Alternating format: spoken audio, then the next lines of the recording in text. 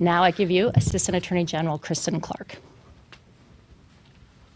Good morning, and thank you, First Assistant Gorman. While the Justice Department is opening new pattern or practice investigations into police departments across the country, we're also achieving significant progress in cities that have worked for years to institute reforms that are called for by our consent decrees. I am here today to recognize the significant steps that the City of Seattle and the Seattle Police Department have taken to ensure constitutional policing. They have reached and sustained compliance with our consent decree by consistently implementing reforms necessary to change policing in this city. As a result, Seattle stands as a model for the kind of change and reform that can be achieved when communities, police departments, and cities come together to repair and address systemic misconduct. Today, the Justice Department and Seattle, in recognition of these achievements, are filing a joint motion seeking to end the long-standing consent decree that has been in place. This would be replaced with a new agreement that addresses the need for compliance in two final remaining areas: officer accountability and police crowd control tactics. We will work closely with the city and the public on these final areas, but the overall message today is that policing in Seattle looks dramatically different today than it did 10 years ago. The consent decree in Seattle has provided the strong medicine necessary to cure the problems and improve the way policing is carried out across the city of Seattle. Over the last 11 years, policing has changed significantly, and we are confident that the systems the city has built, including robust community oversight, will ensure that policing in Seattle continues to improve in the road ahead. How did we get here? Under the consent decree, the city and the police department have implemented new and revised policies and developed and improved training to protect the civil rights of people of Seattle. Structural changes that improve the police department's ability to monitor and correct itself, including the creation of a force investigation team to investigate all serious uses of force, have been effectively implemented. And to foster a greater partnership between the police department and the community, the city has established a community police commission to incorporate and build on community members' ideas and experiences. The consent decree was established in 2012 as a result of the Justice Department's 2011 report, finding that the Seattle Police Department had engaged in a pattern and practice of police misconduct. In a little over a decade, the Seattle Police Department has made great strides and reformed its policies and practices significantly. The consent decree has produced real and tangible change. In 2011, we found widespread uses of unnecessary and excessive force. Today, the use of force has become rare.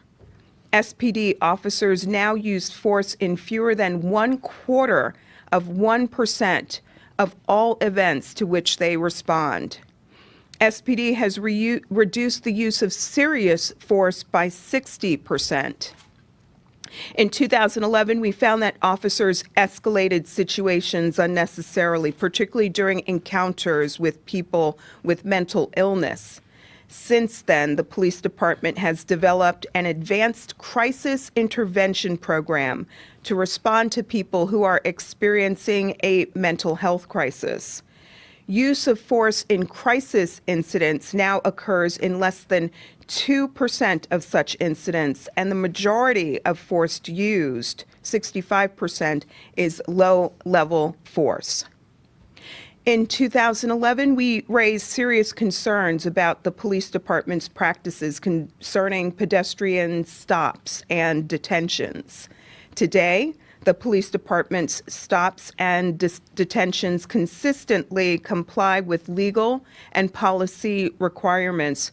In its most recent assessment, the court monitor has found that more than 90% of police stops are supported by reasonable, articulable suspicion. The police department has also adopted a bias-free policing policy. It requires the police department to analyze its practices, including stops, searches, and arrests, to identify those that have a disparate impact on Black, Latino, AAPI, Native, and other communities of color. I want to be clear, while challenges remain, the very significant progress that I have described could not have been achieved without the reforms called for by our consent decree, the work of the independent monitor, court oversight, the actions undertaken by the police department, and the partnership and faith that the community has brought to this process at every stage. It is this measurable progress that forms the basis for our joint request to terminate the long-standing consent decree in Seattle. As the court monitors reports have consistently found, through its diligent efforts, the city has sustained compliance with significant portions of the consent decree since early 2018. And this is what the consent decree demands. The city must show that not only can it achieve compliance with the protection of constitutional rights required by the decree, but that it can also sustain that compliance over time to ensure that constitutional rights will be protected in the future. For the vast majority of the consent decree, the city and the police department have met these requirements. They've also committed to continuing to measure whether these reforms remain effective, demonstrating their commitment to being an agency that can engage in critical self-analysis and continue the ongoing process of reform. We believe that now is the time to recommend to the court that the city be relieved from the specific requirements of the consent decree in all of these areas of sustained compliance. Two key areas would remain under the court's oversight. The first area is the use of force in crowd management settings, such as large protests and demonstrations. The city continues to complete its review and implement reforms related to the use of force during the protest in the summer of 2020, and that work must be completed before it's appropriate to fully end court oversight on that issue. The second issue concerns accountability, the systems that ensure that police officers are held accountable if and when they violate policies and the law. In 2019, the court found that the city was out of compliance with the consent decree in this area, and the court monitor must conclude its assessment of the city's work to address those concerns. We are committed to working with the city and the court monitor to ensure that these remaining areas are fully addressed. But moving forward, the city, the police department, and the community will have to work together to ensure that policing both keeps people safe and respects their civil and constitutional rights. The gains the city and the police department have made must be vigilantly guarded and carried into the future. And we are confident that the systems established through the consent decree will make positive and lasting change possible. And while much has been achieved here in Seattle, we know that the work of reform must continue. Indeed, it is Seattle's recognition of the ongoing nature of reform and its commitment to doing the necessary work that gives us confidence that we can take this step today. We're seeing similar results in consent decrees across the country. The work in those cities is still ongoing, but the progress that we've accomplished in Seattle truly provides a model for what we can accomplish in other communities as we vigorously pursue such reforms. 2 weeks ago, I was in Louisville, Kentucky, where I announced the findings from a similar investigation of the police department in that city. We are already working with the city to address the issues through a court-enforceable consent decree with the oversight of a court monitor. We're also investigating the Minneapolis Police Department, Phoenix Police Department, Louisiana State Police, and the New York City Police Department, among others. The results of the consent decree here in Seattle show these efforts can be effective, that constitutional and effective policing go hand in hand. Today is not an endpoint, but a new beginning, a beginning of the next chapter of reform here in Seattle. As Dr. Martin Luther King said, change does not roll in on the wheels of inevitability, but comes through continued struggle. The next chapter will require continuous struggle to ensure that change does roll in, to ensure that the constitutional rights of everyone in Seattle are protected, particularly among those most vulnerable. We look forward to our role in the next chapter of reform. To all of the members of the Seattle community, I acknowledge your engagement and hard work and effort, which helped bring us to this milestone today. I know that this transition agreement doesn't signal an end to those robust efforts, and that more progress can be made toward an even more effective and fair community policing process here in Seattle. In conclusion, I want to acknowledge the U.S. Attorney's Office, which has been a strong partner with the Civil Rights Division since the inception of our work in Seattle and throughout the consent decree process. I also want to acknowledge Mayor Bruce Harrell, City Council President Deborah Juarez, and the other City Council members here today, and Chief of Police Adrian Diaz. Thank you for joining with us. Thank you for standing with us. We are also joined by community leaders and concerned citizens who have been a central part of this process from the very beginning and have been important voices in the process of reform. I also want to recognize the Seattle Police Department, from the rank and file all the way up to the command staff. Their compliance with the consent decree over the years has contributed to its ultimate success. I want to now invite to the podium Mayor Bruce Harrell.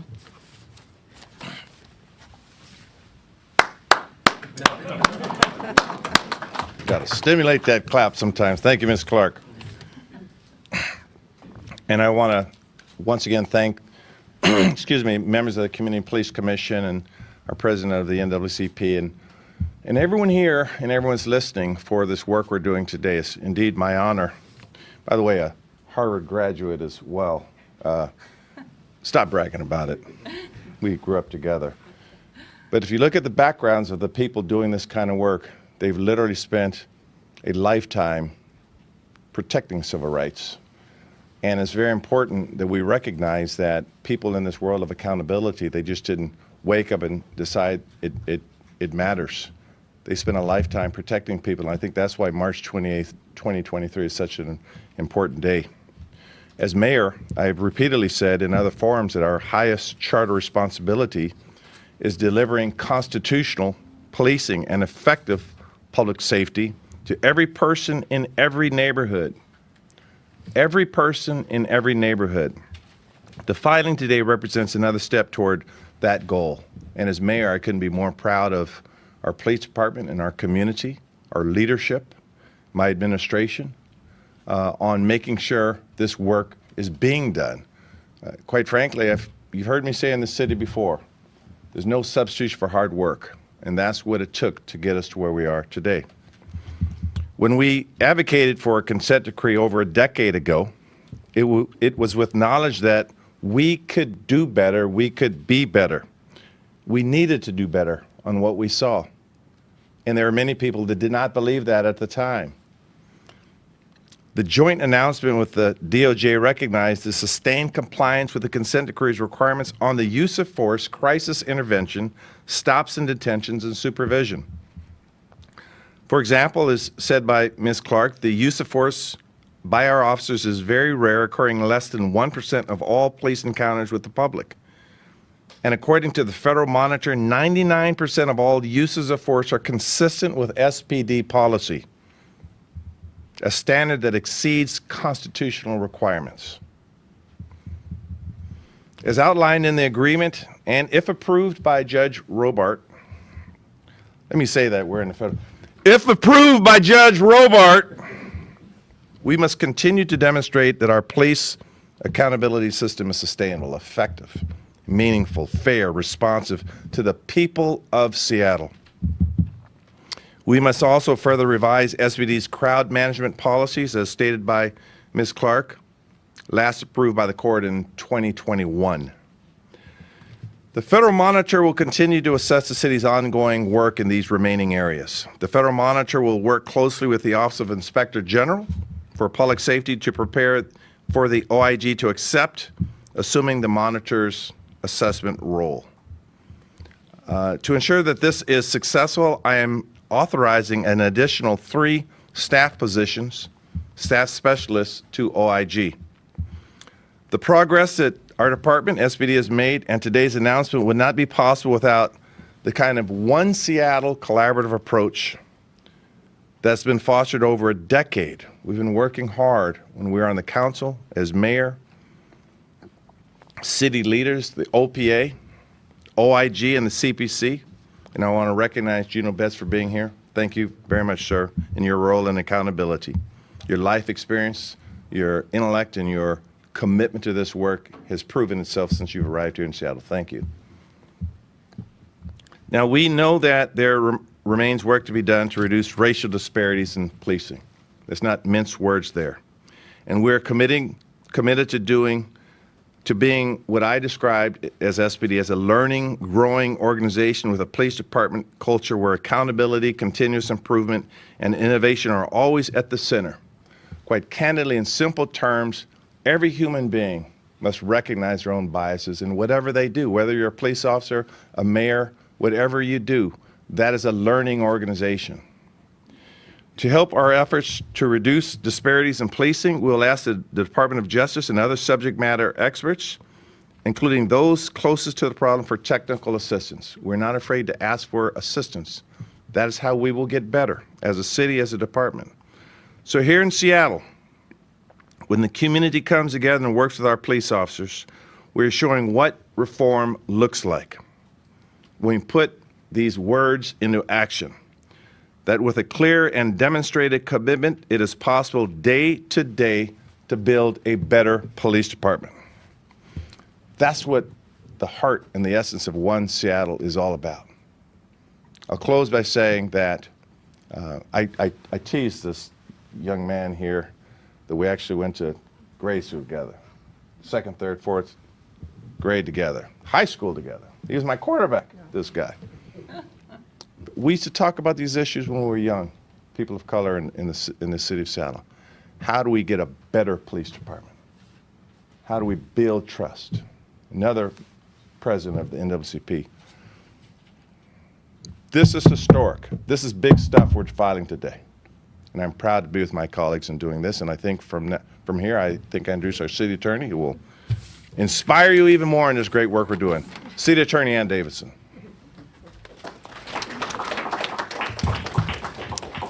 I will be brief because many of the comments, as we've heard from Assistant Attorney General Clark and from Mayor Harrell, have been highlighted.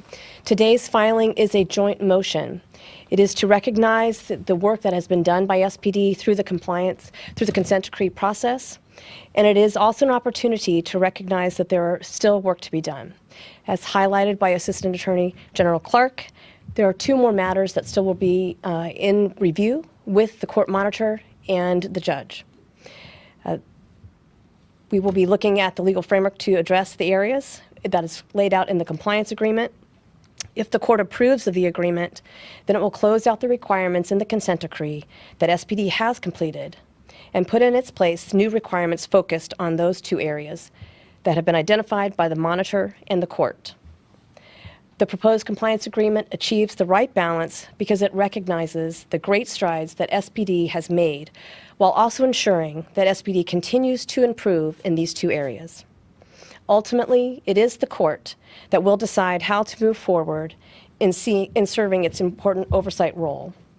I anticipate that the court will closely review the submission filed by the parties today, again in this joint motion that we made on behalf of the city and the Department of Justice. Thank you.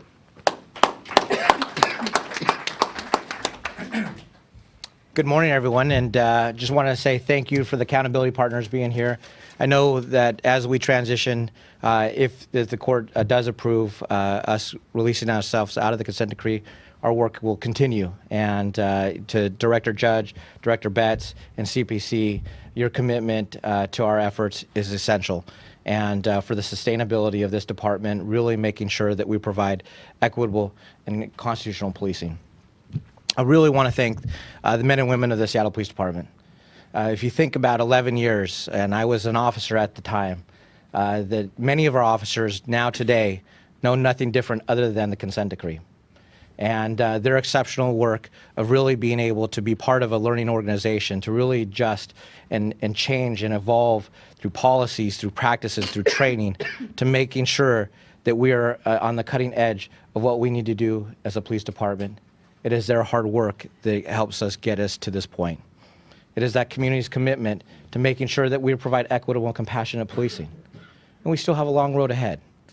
But as we focus our efforts on making sure that we're always continuously improving and innovating in our work, that is really what our commitment is to. If I look at over the course of our career, 11 years, especially even the last 11 years, we've had a lot of transition, a lot of change. In the last 3 years, we lost 525 officers. But when you start to look at even some of the numbers that we saw last year, we made more arrests than we had when we had full staffing. And we actually reduced our use of force by drastic numbers from even 2015 by 48%. And even if our numbers, if we went back to the very front end of the consent decree, by 60%, our officers reduced use of force. We reduced our complaints just in the last 4 years by almost half. So our officers are making sure that they're doing it in a professional and equitable manner. That doesn't mean that we still have complaints. We still have other things that we need to improve on, but their work is exceptional. And even if we actually look at even some of the things that we see violent crime going up, last year we actually made the second amount of gun recoveries, the second most amount of gun recoveries than we've ever had. And that is, again, to their commitment to wanting to make sure that the city is safe. And I think as I look at to the mayor, you know, first thing he did, he came into the very first day and said, public safety is our #1 priority. And we have to make sure that we are providing the best policing. And that is really what our commitment is to doing. And we've always had that commitment, but really now having that level of support from, you know, obviously the Department of Justice, in the monitoring team, the city attorney, our accountability partners, we still have a little bit of road ahead, but this is not a ceiling. This is a floor for us to really continuously improve and innovate. So thank you. I appreciate it. So we have time for a few questions. Chris. Chief, you just mentioned the staffing shortages. That's been an issue in slowing the reforms in Chicago. It's been mentioned here by the federal monitor as well as the Judge Robart that could be an issue with full compliance. How do you think that potentially is slowing full compliance here in the city of Seattle going forward? You know, we're actually seeing a lot of work in reduction of use of force. We're seeing a reduction in how we address, you know, crisis intervention. So a lot of our officers are taking hold to the policies and practices. It's really putting a stress test. 2020 put a lot of stress tests on the overall consent decree to see how it operates. And we've actually had developed stronger partnerships with our accountability partners. As we get up more staffing, I think that'll actually improve our chances to really excel at what we're doing. And I think, again, most of our young officers, this is all they know. And so I think actually this is actually a good time for us to really build upon all the efforts that we've done over the last decade. Natalie? Question for the mayor, actually. Can you just talk about the financial investment the city of Seattle has made in this endeavor and talk about why you think that number that goes is worth it at this time? Standing a little flat-footed on that question because I don't have the data right in front of me. I will tell you that it took, and I just don't have the exact numbers, but say again? 200 million, I believe. Oh, give me a leading question. So how much? 200 million over the course of the last 10, 11 years? $200 million. Well, the way I look at it is it a cost, is it expense, or is it an investment? It's an investment. That whether it's 200 million or any other amount, as I said in my words, our charter responsibility is constitutional policing. So we look at it as an investment in our city, keeping everyone safe, keeping our businesses safe. And so, again, I do look forward to saving money, if that's a possibility, but we'll continue to invest because this is not a victory lap in the sense that we're saying we've won. What we're saying is we're looking at the data, we're looking at the numbers and said it was an investment, a financial investment. It was an emotional investment for many of us as well. And so, again, many of you know the budget shortfall we had, but we know that through a consent decree, we made these investments and it's paying off. This is a journey, and I need to say this, Nellie, to sort of, I appreciate actually the question. This is a journey, and there's not a line that you cross. When we see, for example, what happened in Memphis on January 27th, a 29-year-old person was brutally killed. When we see that, we look across the country, I was most proud because the rank and file joined us in detesting that deplorable behavior. That's an investment into the hearts and minds of people, the policies, everything we need to do it. So it was a good investment, and I stand behind it. 200 million, in case anyone didn't know that. Ms. Clark. And I would just add that many of those costs are one-time investments that have resulted in the creation of new systems, new databases, new policies that have really made Seattle's police department a model for other law enforcement agencies across the country to follow. And indeed, there are police departments from across the nation and globally that are studying and looking at the changes and reforms that have been put in place here. So a very wise investment. Amy? Yeah, could you just talk about the next steps specifically, especially the timeline and the next steps? You referenced an assessment by the monitor for, especially in the 2 remaining areas to achieve compliance, so we understand what's next. Yeah. So as noted, our agreement is subject to approval by the judge. If approved, we will focus attention on the 2 remaining areas and would expect that we'll achieve compliance with those remaining areas in the next several months. Okay, we can take a couple more. Matt? Just kind of follow up on that question. Judge Robart, as you know, has been, sometimes he has no boundaries, he goes off the cuff, and how confident are you that Judge Robart will accept this, as well as what should we call the 2 remaining areas? If we're not saying this is no longer a consent decree, what are these 2 remaining areas? An agreement, a mini consent decree, what is that?